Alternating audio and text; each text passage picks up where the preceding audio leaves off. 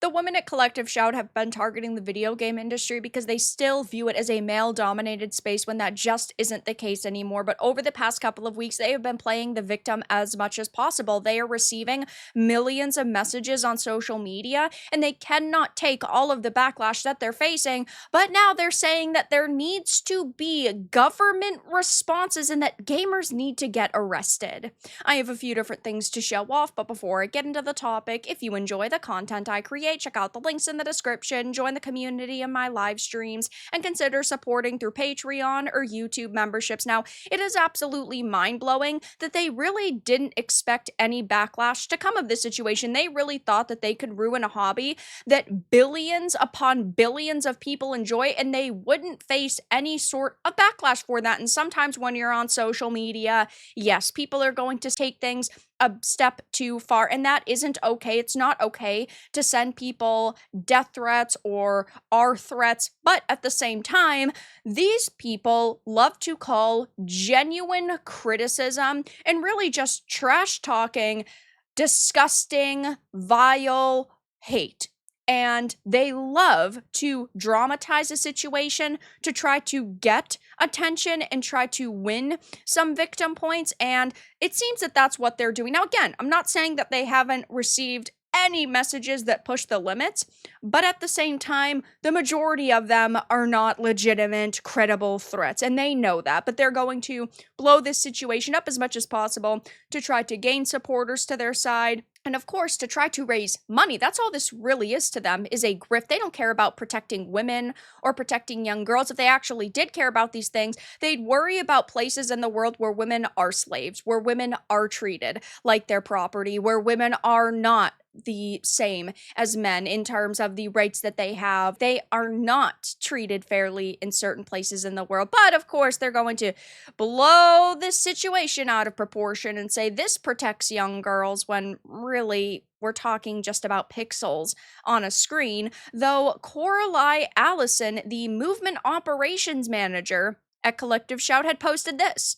The Online Hate Prevention Institute has been shocked by both the extreme nature and volume of the content that we have seen attacking Collective Shout, the women who work there, and those that serve on its board of directors. The connect comes from accounts across multiple platforms. In some cases, new throwaway accounts have been created in an effort to anonymously post threats while trying to avoid consequences. Then they even go on to say that there needs to be government responses over these, what they're saying are serious cases of cyber harassment. Now, of course, gamers have not responded particularly positively to this, because when you call for people to start getting arrested and for a government to be involved, yeah, people are going to fight back against you.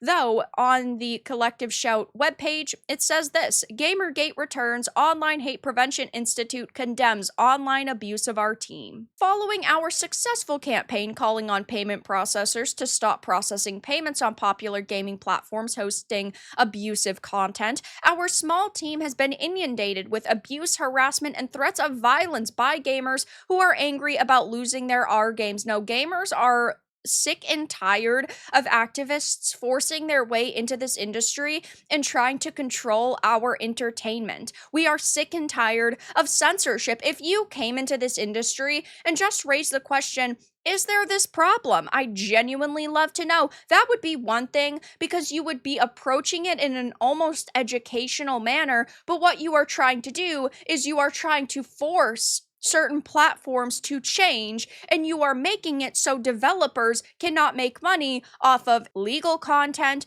and properly rated content. I understand that you might feel uncomfortable with a certain piece of content on a platform. You might feel uncomfortable with a rape theme in a game or a book, and that's perfectly fine. You do not have to read it, you do not have to play it, you do not have to consume it, but if it is on Steam, it's got an age verification system, right? You have to enter in your age, you have to get a proper rating from an ESRB to sell it. And we are talking about you going after themes that are in literal history books. We are going after themes that are in so many major pieces of media. Like, are you going to go after Game of Thrones? Are you going to go after the Habsburgs histories? Are you going to even really put your foot down and start targeting something like Roblox? Of course not. Sure, Collective Shout has posted about Roblox before, months and months and months ago, but they're not actively talking about the situation, which seems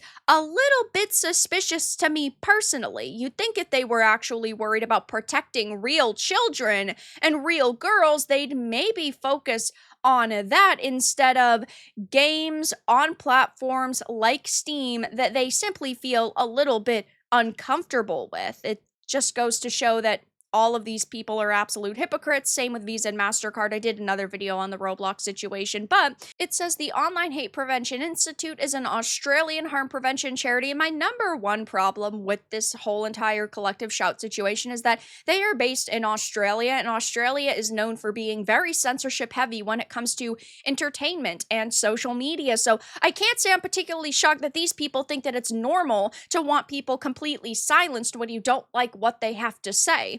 The OHPI previously published a piece by the campaign's manager, Caitlin Roper, who wrote about her experiences of online violence against women in the course of campaigning. They talk about what Collective Shout is and what they've been doing and how they've called on these platforms to remove this content, and they really just discuss how they believe the video game industry is filled to the brim with sexist, racist, bigot, misogynist gamers. They believe that all of us are disgusting degenerates because we simply are sticking up for products being protected. We are sitting here saying, well, even if you might feel uncomfortable with the content, ultimately, freedom of speech is a thing. Games like this should not be censored in places like the United States, and gamers are wrecking them for this statement that they believe these are serious cases of cyber harassment and there needs to be government responses, including international cooperation between law enforcement agencies. So they believe all of the law enforcement agencies should get together and start baiting gamers into making posts on social media and then tracking them down and arresting them. Like, you sound absolutely insane. And of course, they're getting ratioed. Only 31 people supported this post, where hundreds disagreed. What I like most about it is that it does nothing to provide any evidence of misinformation, and then out of everyone, somehow I'm chosen, once again presented as a man, and now being blamed for things that aren't happening. Also, you can take advantage of middle-aged women who have to dip into their savings while you lot laugh to the bank. Is there any low y'all won't go to? Either show us these so-called threats to prove you aren't lying, or stop bringing it up.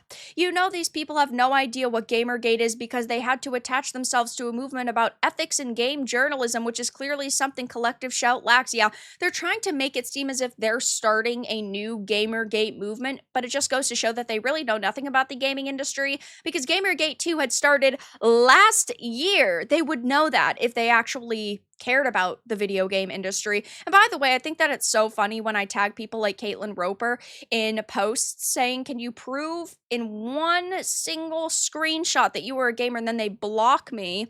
They don't actually care.